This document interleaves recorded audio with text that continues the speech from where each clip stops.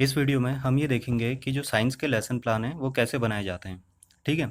तो सबसे पहले इसमें जो है सबसे ऊपर जो लेफ्ट हैंड साइड पे हम विषय उपविषय और प्रकरण लिखते हैं। जैसे हमारा साइंस का टॉपिक है तो विषय विज्ञान हो जाएगा, उपविषय भौतिक विज्ञान हो जाएगा और प्रकरण जो है हमारा प्रकरण होता है टॉपिक।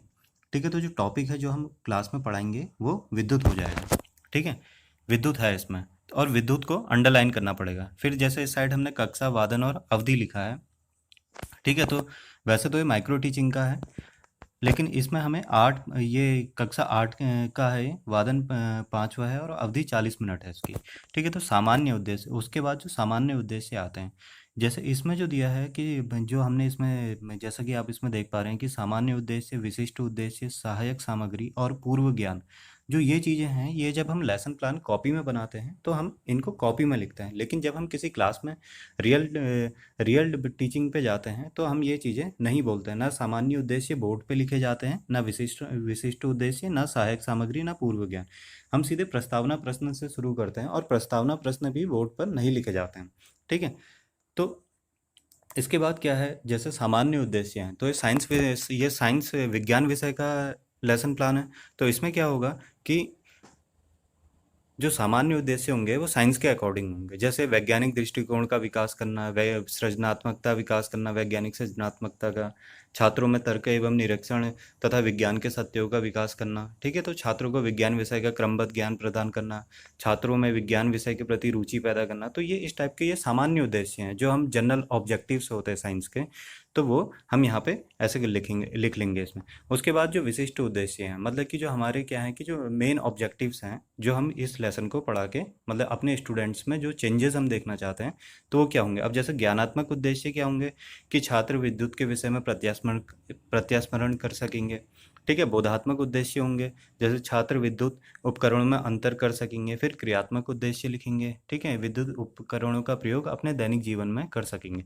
ठीक है। तो विशिष्ट उद्देश्य हो गए कि जो हम छात्रों में जो हम चेंजेस लाना चाहते हैं। ठीक है। उनके कॉग्निटिव बिहेवियर और साइकोमोटर जो होता है उस उन साइकोमोटर एस्पेक्ट्स में जो हम चेंजेस लाना चाहते हैं तो वो विशिष्ट उद्देश्य में आ गए। ठीक है। तो ज्ञानात्मक उद्देश्य, बोधात्मक और क्रियात्मक उद्देश्य। उसके बाद सहायक सामग्री आती है जैसे चौक, डस्टर, रोलर बोर्ड, संकेतक। ये चीज़ें हमें अपनी टीचिंग के समय हमें अपने साथ ले जानी होती है।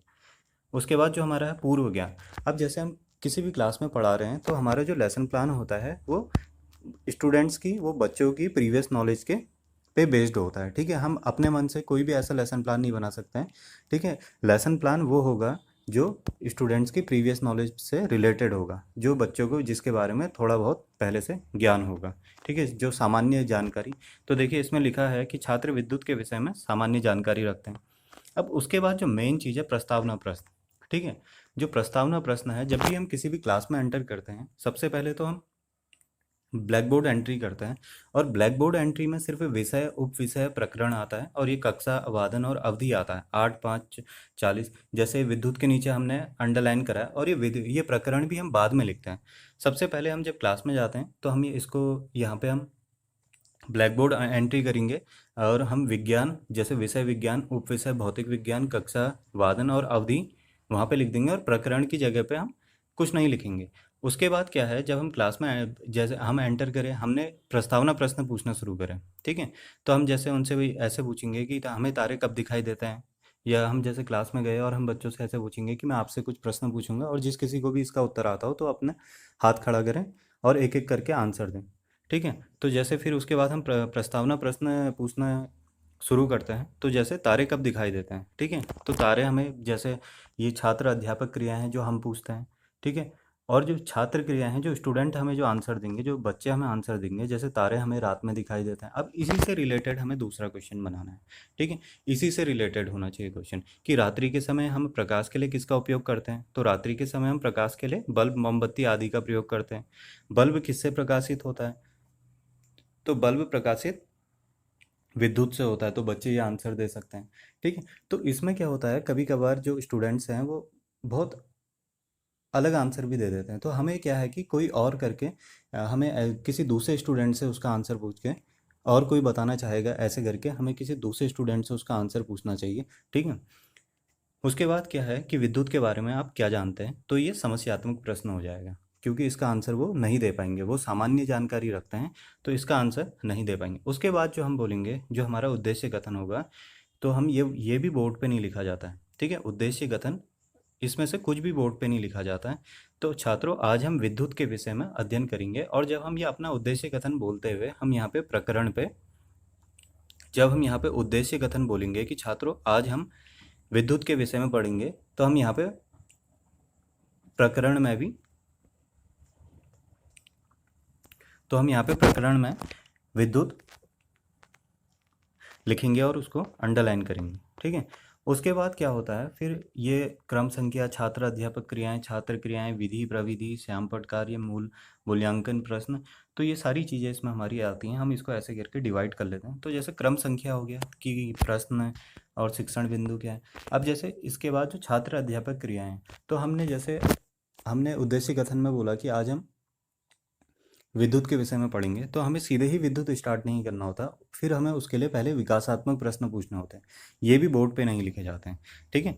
तो विकासात्मक प्रश्न में टॉर्च में प्रकाश के लिए किसका प्रयोग करते हैं, ठीक है। तो जैसे यहाँ पे विकासात्मक प्रश्न बनाया है कि टॉर्च में प्रकाश के लिए किसका उपयोग करते हैं, तो टॉर्च में प्रकाश के लिए सेल का उपयोग करते हैं, ठीक है। सेल किसे कहते हैं, तो ये अस्पष्ट हो जाएगा, क्योंकि सेल सबको पता होता है, लेकिन अगर हम सेल किसे कहते हैं ये थोड़ा हम इसमें पढ़ेंगे तो बच्चे इसका उतना अच्छी तरह आंसर नहीं दे पाएंगे, तो ये अस्पष्ट हो जाएगा। फिर हमें सेल से शुरू करेंगे, ठीक है। तो हमारा जो पहला शिक्षण बिंदु होगा वो हमारा सेल हो जाएगा, ठीक है। तो उसमें जो है, जो हमारा पहला शिक्षण बिंदु है, जैसे यहाँ पे हमारा पहला शिक्षण बिंदु सेल है, तो विद्युत परिपथ के अवयवों को प्रतीक चिन्हों द्वारा लिखा जाता है। इन चिन्हों को मैं सेल का प्रतीक दो समांतर रेखाओं द्वारा, जिसमें बड़ी रेखा धन टर्मिनल तथा छोटी रेखा ऋण टर्मिनल द्वारा प्रदर्शित किया जाता है। सेल का उपयोग टॉर्च, रेडियो, रिमोट कंट्रोल आदि में किया जाता है, ठीक है। तो ये छात्र जो हैं, फिर यहाँ पे हम इसको ऐसे लिखेंगे कि छात्र ध्यान पूर्वक सुनेंगे। और ये विधि कौन सी है, क्योंकि हम बोल रहे हैं, तो ये क्या हो जाएगी, व्याख्यान विधि हो जाएगी। और हम इसी चीज़ को क्या है कि इसी चीज़ को नहीं, जो हम बोल रहे हैं, तो थोड़ा बहुत हमें जो डेफिनेशन है, ठीक है, जो हमने विद्युत परिपथ की डेफिनेशन दी और जो सेल की हमने डेफिनेशन दी, तो थोड़ा बहुत हमें उसको बोर्ड पे लिखना पड़ता है। और बोर्ड के लिए हमें ऐसे ब्लैक चार्ट, बोर्ड के लिए हमको ऐसे ब्लैक चार्ट, ये इस टाइप से हमें ब्लैक चार्ट काट के हमें यहाँ पे लगाने होते हैं। और जैसे ये है, ये छोटी रेखा टर्मिनल और बड़ी रेखा टर्मिनल धन टर्मिनल, ये सेल हो गया। तो ये हमारा क्या हो गया, प्रदर्शन विधि हो गया, ठीक है। अभी यहाँ पे जैसे ये मैंने यहाँ पे ये जैसे यहाँ पे ये जिसका है, तो इसने यहाँ पे ये क्वेश्चन मार्क का लगा है, तो क्वेश्चन मार्क के यहाँ पे प्रश्नोत्तर प्रविधि हो जाएगा, ठीक है। ये क्या हो जाएगा, यहाँ पे प्रश्नोत्तर प्रविधि हो जाएगा।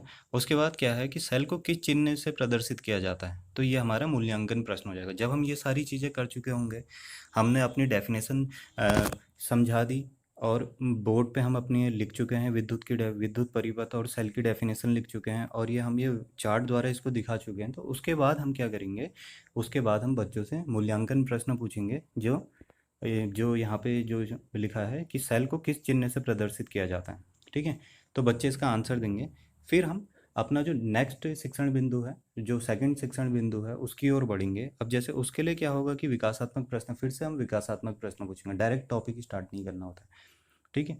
तो सेल की आवश्यकता कहाँ होती है। अब ये जो सेकंड शिक्षण बिंदु है हमारा, जो दूसरा शिक्षण बिंदु है, उसके लिए हम क्या करेंगे कि जो सेल की आवश्यकता कहाँ होती है, तो हमें प्रीवियस वाले शिक्षण बिंदु से ही कोई क्वेश्चन, रिलेटेड क्वेश्चन बनाना होता है, ठीक है। तो सेल की आवश्यकता हमें रेडियो, रिमोट कंट्रोल आदि में होती है। जैसा हम यहाँ पे देख रहे हैं कि टॉर्च, रेडियो, रिमोट कंट्रोल आदि में किया जाता है सेल का उपयोग। तो इस प्रकार से हम यहाँ पे ये बना सकते हैं, और ये प्रश्नोत्तर प्रविधि होगी, ठीक है। तो विधि प्रविधि में प्रश्नोत्तर प्रविधि होगी। अब उसके बाद विद्युत बल्ब क्या होता है, तो ये अस्पष्ट हो जाएगा, मतलब बच्चे इसका आंसर तो देंगे लेकिन उतना अच्छी तरह नहीं एक्सप्लेन कर पाएंगे। फिर वही सेकंड जो हमारा शिक्षण बिंदु है, फिर हम यहाँ पे विद्युत बल्ब करके विद्युत बल्ब की जो परिभाषा है, जो विद्युत बल्ब के बारे में हम अपने छात्रों को बताना चाह रहे हैं, वो लिखेंगे। मतलब वो हम उन्हें व्याख्यान विधि से बताएंगे, तो हम यहाँ पे विधि में व्याख्यान विधि लिखेंगे। और यहाँ पे जो ये क्या है, ये प्रदर्शन विधि है, ठीक है। यहाँ पे हम ये चार्ट से, और ये हम जो परिभाषा हम उनको दे रहे हैं, तो हमें कुछ ना कुछ बोर्ड पे भी एंटर करना पड़ता है, बोर्ड पे भी लिखना पड़ता है, तो उसी को ही हम यहाँ पे बोर्ड पे भी लिखेंगे। कि विद्युत बल्ब में एक तंतु होती है जिसे फिलामेंट कहते हैं, तो इस टाइप से हम यहाँ पे लिख लेंगे। ज़रूरी नहीं है जितना हम बोल रहे हैं उतना ही लिखें, ठीक है, उसको थोड़ा शॉर्ट में भी लिख सकते हैं, लेकिन जो परिभाषा है वो पूर्ण होनी चाहिए अपने आप में, ठीक है। तो उसके बाद फिर हमें मूल्यांकन प्रश्न पूछेंगे। बल्ब का फ्यूज़ होना किसे कहते हैं, ठीक है। तो यहाँ पे जैसे हमने बल्ब का फ्यूज़ होना कहते हैं जब तापमान जो फिलामेंट है तब तो ज़्यादा तब तो होकर पिघल जाता है, तो उसे फ्यूज़ होना कहते हैं, ठीक है। तो बल्ब का फ्यूज़ होना किसे कहते हैं, हमने ये मूल्यांकन प्रश्न पूछ लेंगे। उसके बाद फिर वही चीज़ सेम चीज़ें फॉलो करनी है, और उसके बाद हम क्या करेंगे, जो अपना थर्ड शिक्षण बिंदु है उस पर आएंगे, लेकिन उससे पहले भी हमें विकासात्मक प्रश्न पूछने होंगे। जैसे यहाँ पे पूछा है कि विद्युत बल्ब में विद्युत धारा प्रवाहित होने पर क्या होता है, तो ये बच्चे प्रवाहित होने पर बल्ब प्रकाशमान हो जाता है, ठीक है। तो बंद परिपथ क्या होता है, उसके बाद ये बंद परिपथ क्या होता है, तो बच्चे इसको उतना अच्छी तरह एक्सप्लेन नहीं कर पाएंगे, मतलब कुछ ना कुछ आंसर तो देंगे वो, लेकिन उतनी अच्छी तरह एक्सप्लेन नहीं कर पाएंगे। तो फिर हमें बंद परिपथ को शिक्षण बिंदु जो हमारा थर्ड हो जाएगा वो बंद परिपथ हो जाएगा।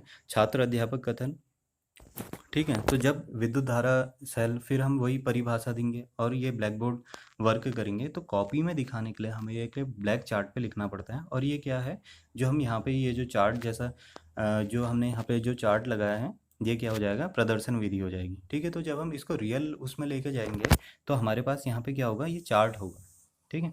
तो ये क्या है, एक लेसन प्लान है। उसके बाद क्या होता है, हम पुनरावृत्ति प्रश्न पूछते हैं। जब ये हमारे जो शिक्षण बिंदु हैं वो ख़त्म हो जाते हैं, तो उसके बाद हम एक पुनरावृत्ति प्रश्न पूछते हैं कि जैसे पुनरावृत्ति प्रश्न में हम जो भी हमने टॉपिक पढ़ाए हैं, जो भी हमारे शिक्षण बिंदु हैं, तो उससे रिलेटेड हम कुछ प्रश्न बना के उनसे पूछ सकते हैं, या उनको गृह कार्य में दे मतलब उनसे पूछते हैं, ठीक है। तो जैसे यहाँ पे पुनरावृत्ति प्रश्न में हम रिक्त स्थान भरिए, सत्य असत्य, ठीक है। तो इस टाइप के हम प्रश्न बना सकते हैं।